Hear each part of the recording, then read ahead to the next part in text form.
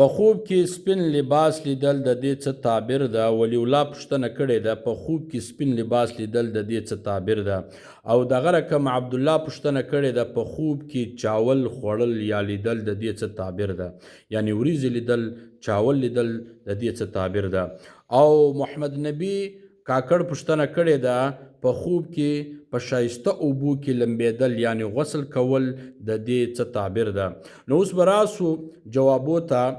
نو درې ورونو پوښتنه کړې وه. یوه ورور خو دا پوښتنه کړې وه چې په خوب کې سپین لباس لیدل یعنی سپینه کپړه لیدل د دې څه تعبیر ده؟ بل ورور بیا خوب لیدلی و چې په خوب کې یعنی چاول خوړل د دې څه تعبیر ده یا چاول لیدل د دې څه تعبیر ده؟ او دغه رقم دریم ورور بیا پوښتنه کړې وه په خوب کې په ښایسته اوبو کې لمبېدل یعنی غسل کول د دې څه تعبیر ده؟ نو اوس به راسو د دغه درو د خوبو تعبیرونه به ووایو. نو په خوب کې سپین لباس لیدل د دې تعبیر دا د علامه ابن سیرین رحمت الله علیه فرمای په خوب کې سپین لباس لیدل که هغه په خپل جسم باندې وي که د بل په جسم باندې وي د دې تعبیر دا ده چې زر به په تا باندې ډیره غټه خوشحالي راسي، ستا په ژوندون کې به ډیره غټه خوشحالي راسي.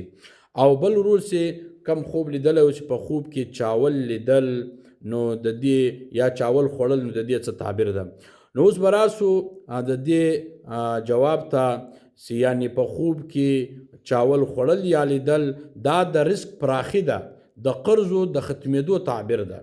په خوب کې چاول لیدل دا د مال و دولت طرف ته اشاره ده.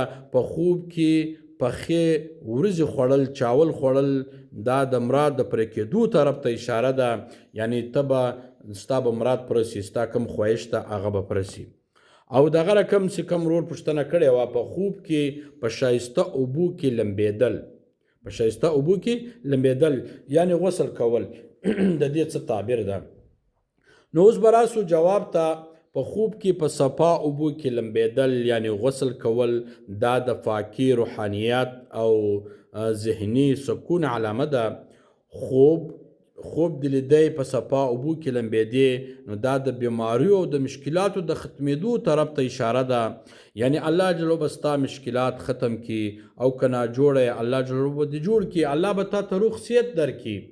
نو دغه درې سوال سوي وو چې یو دغه سوال سوی وو چې په خوب کې سپین لباس لیدل د دې څه تعبیر ده چې هغه موږ جواب ورکوي چې د دې یعنی پر تا به ډېره غټه خوشحالي راسي. او دوم چې په خوب کې یعنی چاول خوړل یا لیدل د دې څه تعبیر ده نو هغه موږ جواب ورکوي چې دا د مال او د دولت طرف ته اشاره ده. او تا چاول په خوب کې خوړل نو ستا مراد به پرسي د دغو طرف ته اشاره ده. او دغه رقم چې کم ورور پوښتنه کړې وه په ښایسته اوبو کې لمبېدل یعنی غسل کول د دې څه تعبیر ده نو درته ومې ویل په صفا اوبو کې لمبېدل یعنی غسل کول دا د پاکي، روحانیت او ذهني سکون علامه ده.